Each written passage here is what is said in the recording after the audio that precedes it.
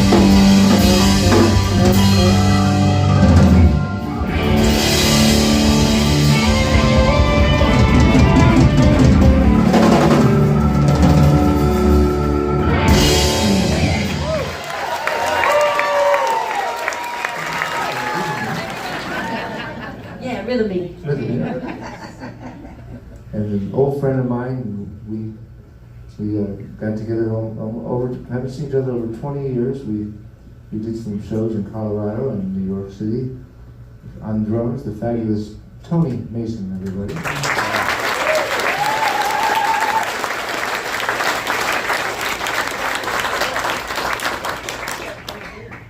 Another newish member of this Our House ensemble, and we've been on different stages together at times, but never got to do this, which is hang out. You also learn what everybody likes to eat when you're on the road, and other habits. Some you like, some you're a little confused by. But he's a wonderful musician, songwriter in his own right. This is Ted Russell Camp on the bass. Yeah.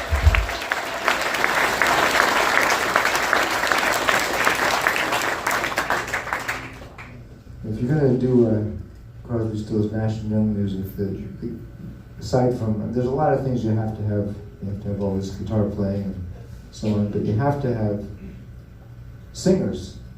Not just who can sing the notes, but singers who express themselves and have their own vibe. We're not trying to copy them, we're trying to feel what they felt about this music. And I'd heard about this young man from a mutual friend of ours, because he had opened a tour for Neil Young, and I was very impressed that Neil Young would have anyone open for him. Well, he did, and he had a reason for it, because this guy is unbelievable. What a talent. This is Chris Pierce.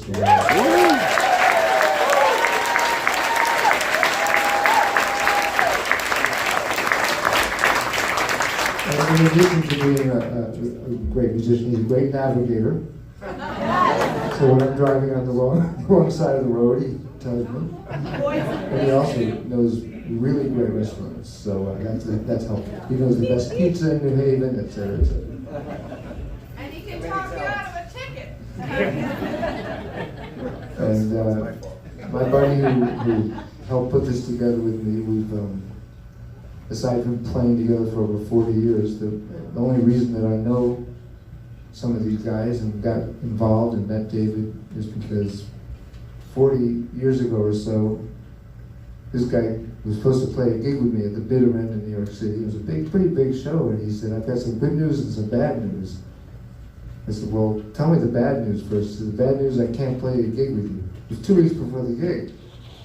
I was just getting ready to get mad at him. I said, well, what's the good news? He said, well, the good news, I just got asked to go tour with David Crosby and Graham Nash. What could I say? So this is the great Jeffrey Peabar, my buddy.